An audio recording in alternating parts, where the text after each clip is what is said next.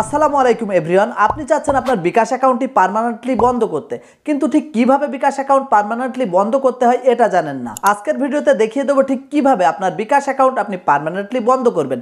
Okay viewers, তো শুরু করছি আজকের ভিডিও। বিকাশ অ্যাকাউন্ট পার্মানেন্টলি বন্ধ করার জন্য আপনারা আপনাদের ফোনের বিকাশ অ্যাপসটি ওপেন করে নেবেন। তারপরে এখানে দেখতে পাচ্ছেন বিকাশের লোগো আছে, এখানে একটা ক্লিক করবেন। এখানে ক্লিক করার পরে নিচের দিকে দেখতে পারবেন সেটিং লেখা একটি আইকন আছে, এখানে একটা ক্লিক করবেন। এখানে ক্লিক করার সাথে সাথে সেটিংসের যে ইন্টারফেসগুলো আছে এটা দেখতে পারবেন। এখান থেকে নিচের দিকে দেখতে পাচ্ছেন অ্যাকাউন্ট ম্যানেজ, এখানে একটা ক্লিক করবেন। বিকাশ অ্যাকাউন্ট বন্ধ করার জন্য বিকাশের বেশ কয়েকটি রিকোয়ারমেন্ট আছে, অবশ্যই এইগুলো কিন্তু আপনাকে পূরণ করতে হবে।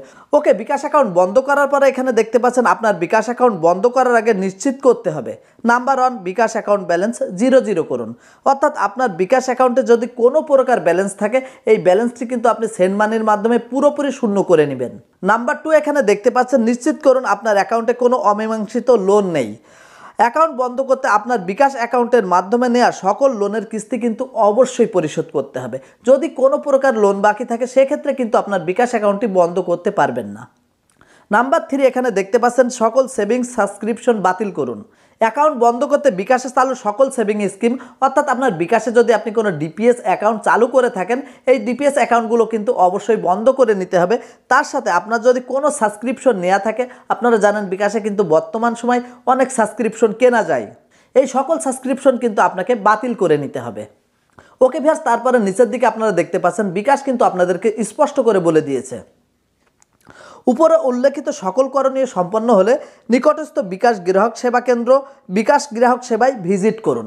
এখন কিন্তু আপনার বিকাশ অ্যাকাউন্টটি বন্ধ করার জন্য নিকটস্থ বিকাশ গ্রাহক সেবা কেন্দ্র অথবা বিকাশ গ্রাহক সেবা কেন্দ্রই ভিজিট করতে হবে।